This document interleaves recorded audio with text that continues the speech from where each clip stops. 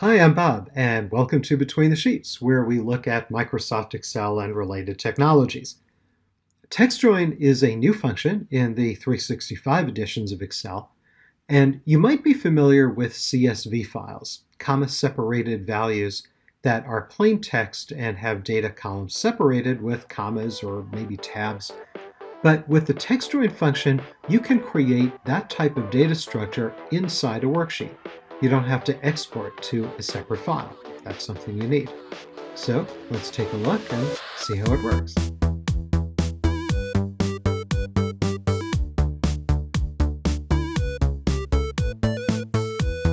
Here's a typical example of where you might want to use the Textjoin function. We have a basic list of names and addresses, first name, last name, etc., all the way out to zip code. And in this blank column, in column G, I've labeled it CSV, comma-separated values. What I want to do is put the Textjoin function in there and have it insert first name, comma, last name, comma, and so on. Before we do that, let's take a look at the syntax of the Textjoin function. So the function is available only right now in the 365 editions of Excel.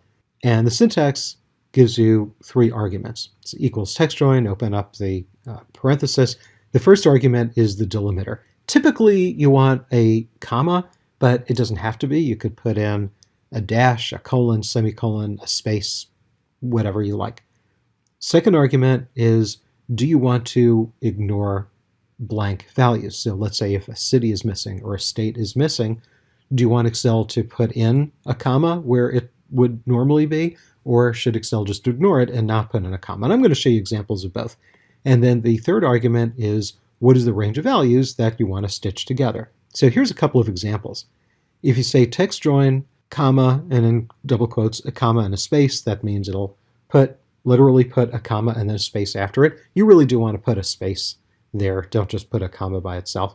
And then the second argument is when you tell it, do you want to ignore blanks or not, that's going to be true or false. And don't worry, you don't have to remember which is true and which is false, because the sheet is going to give you a little pop-up, so you can just very easily click the one you want. And then let's say you want A6 through F6. So that's true, or if you decide false, that you want to put in a comma if there's missing data, you can do it that way. So I'm going to show you both examples of it. So let's go back to the worksheet. There's also a formatting bug that you're going to see, and we'll talk about that when we get there. So at the top of column G there, I'm going to say equals text, and you can see it pops up right there. There's Textjoin. If you see it there, it means you're good to go.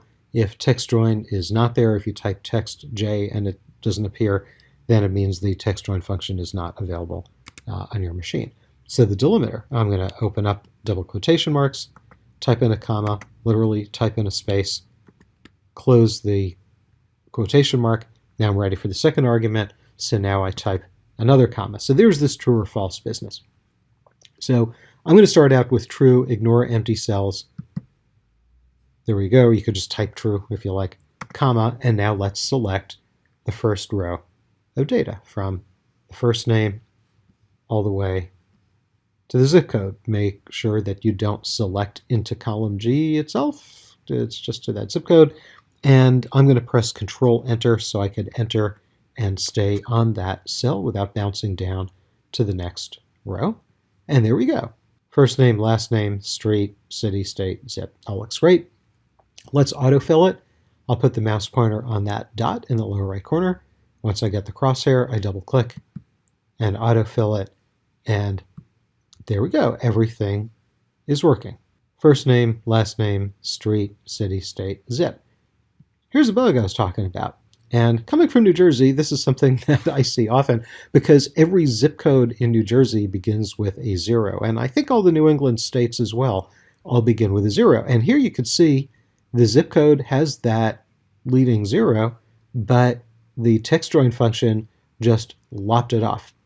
We'll talk about that a little bit later. Right now, let's finish dealing with the Textjoin function.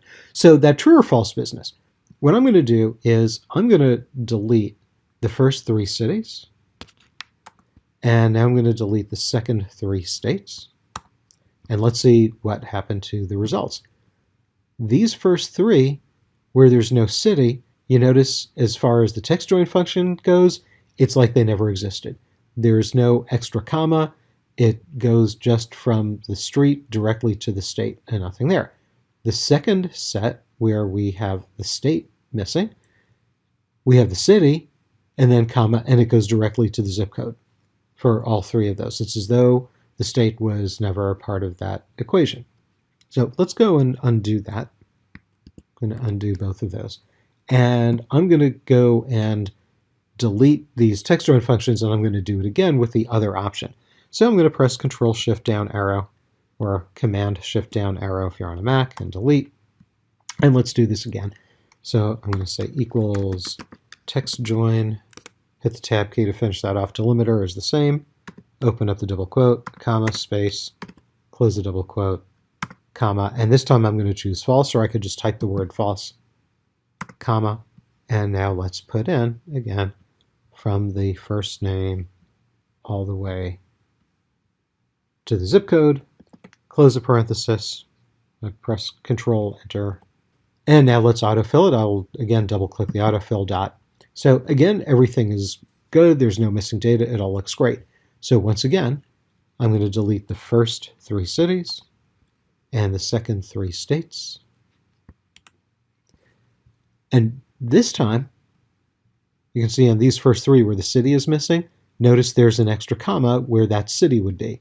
And then the second 3, where the state would be, there's a missing state in these 3, and notice there's an extra comma. So that's not right or wrong. It just depends on what you need to do with this. Maybe if you're taking this and putting it into a database somewhere that's expecting to see that comma, you might want to do it. So that's what that's for. Let's do a couple other things here. I'm going to undo those deletions. Everything looks great. What if you want to take the results and put them somewhere? Maybe you want to put these on another worksheet.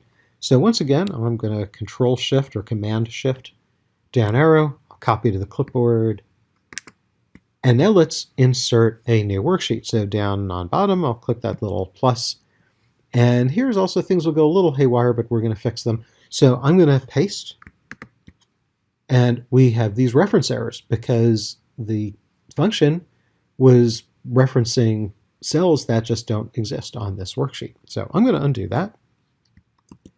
And this time, instead of just doing a paste, what I'm going to do is on the Home tab, see there's that little down arrow underneath the paste button. I'm going to click that down arrow, and you see we have this section in the paste dropdown that says paste values. The very first one with that little 1, 2, 3, I'm going to click that, and now that pastes it as data rather than as a formula. So when you click any of these, you see up in the formula bar, you see the actual data rather than a formula. Okay, let's see what's going on with the zip codes, because this is a bug in the Textjoin function. So I'm going to go all the way to the top, and here is that zip code from New Jersey with that leading 0, and there's another one with a leading 0, and you see the Textjoin function here and over here. Remove them. You might think, oh, okay, I know, I need to format the zip codes as zip codes. Well, let's take a look at something. I'm going to select all of this, and Control-Shift down arrow. Let's go back up to the top. And I'm going to go to Format Number. So I'm on the Home tab of the ribbon bar, and I'll click this little arrow there, or I could press Control-1 or Command-1 on the Mac, either way. And you see under Categories, this is Special, and hey, it's already formatted as zip code. And if I go to Custom, you see it has 5 zeros, which is exactly what you would need to put in a zip code. And again, if you look at it, sure enough, there's a leading 0. In the formula bar, there is no 0 because that's the actual number, but this is formatted with that additional 0. So the formatting is correct. The problem is that the Textjoin function completely ignores it, so that's a bug. There is really only one workaround for this that I've found, and it's an ugly one. You can treat this as text. So, and I don't mean format as text, because if you go into that number format and you choose to format as text, you're definitely going to get rid of that 0. So we don't want to do it that way. What you can do is I'm going to double click in the cell. I'm going to put in, call it a single quotation mark or an apostrophe, and a leading zero, and enter it. So that forces that zero, that leading zero there, and that forces this leading zero there. But look what it does in that zip code there. And again, I could do the same thing here. I'll go into this cell and put in an apostrophe and a leading zero. And now the Textjoin function keeps it, but we've got this ugliness here. And imagine if you have tens of thousands of these. Yeah, you might want to write a macro. If you know how, you could write a macro that simply takes each one of these and puts an apostrophe before it, but that's a mess. So really the story is that this function has a bug, and hopefully Microsoft is going to fix it at some point. But other than that, the Textjoin function is pretty handy, and if you need a quick list of comma-separated or other delimited values, give it a shot, see if it works for you.